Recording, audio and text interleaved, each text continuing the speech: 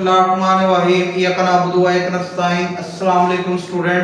Students, आज मैं principle of accounting के बेसिक कॉन्सेप्ट्स और जनरल चैप्टर जो है उसके बेसिक रूल हम पढ़ने लगे हैं। आपको पता है अकाउंटिंग के अंदर 5 बेसिक कॉन्सेप्ट्स होते हैं, जिनमें सबसे पहले एसेट्स आता है, फिर एक्सपेंसेस, ठीक है, फिर लायबिलिटी, रेवेन्यू या कैपिटल।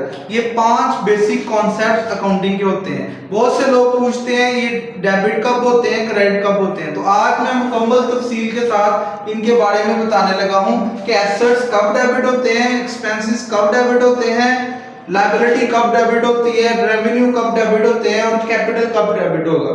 तो ये अब समझ ले ध्यान से। एसेट्स के बारे में आप जानते हैं, जैसे कारोबार में हर वो चीज जो कारोबार करने में मदद देती है, जैसे कैश कारोबार के लिए जरूरी है।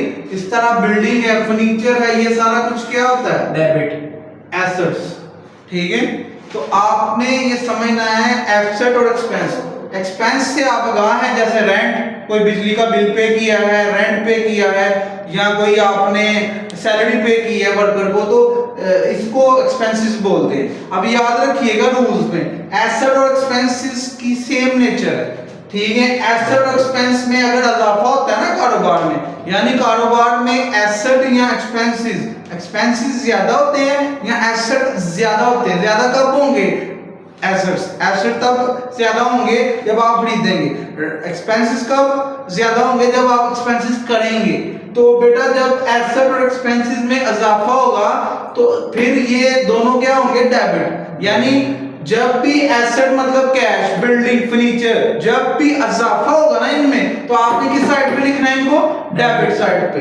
यानी एक्सपेंसेस मतलब रेंट, सैलरी, जब आप रेंट पे करेंगे तो आपका खर्चा बढ़ेगा, जब आप सैलरी पे करेंगे तो आपका खर्चा बढ़ेगा। तो बेटा जब भी आपके एक्सपेंसेस जितने भी हैं वो बढ़ेंगे तो फिर आपके साइड पे लिखेंगे डेबिट। और अगर ये दोनों चीजें कम होती हैं, जैसे आपने कोई फर्नीचर था बेच दिया तो आपसे चला गया, तो याद रखना है अगर ये दोनों कम होंगे तो ये किस साइड पे लिखेंगे, क्रेडिट साइड पे।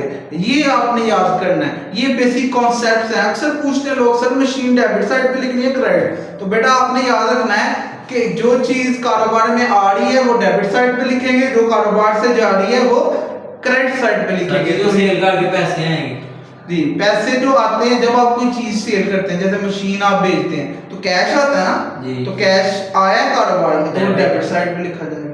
अब बात करते हैं लायबिलिटी। लायबिलिटी का मतलब किसी के पैसे देने हैं, बिजनेस ने किसी के पैसे वापस करने हैं। रेवेन्यू का मतलब जैसे सेल, इनकम, सेल, इसीलिए सेल हमेशा आपको पता है क्रेडिट साइड पे लिखी जाती है।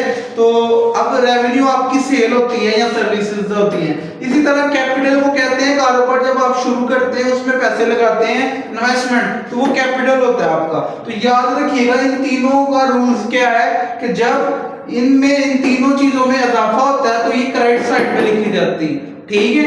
यानी अगर सेल हम करते हैं तो वो क्रेडिट साइड पे लिखी जाएगी, अगर सेल कम होंगी तो वो डेबिट साइड पे लिखी जाएंगी। याद रहे इन तीनों में इजाफा होगा तो क्रेडिट साइड पे, अगर इन तीनों में कमी होती है तो डेबिट साइड पे लिखी जाएगी। ये रूल आपने याद करना है और आपने इन चीजों को भी समझना है। लायबिलिटीज क्या होती है, लायबिलिटी का मतलब अकाउंट पेएबल, क्रेडिटर्स किसी के पैसे देने हैं, रेवेन्यू आपकी सेल होती है, इसी तरह कैपिटल आपके जो कारोबार शुरू करते हैं। तो ये बस अकाउंटिंग के बेसिक डेबिट एंड क्रेडिट के रूल्स हैं। उम्मीद है आपको ये समझ आए होंगे। आपने इसके जो भी क्वेश्चन है मुझसे कर लेने। Thank you very much.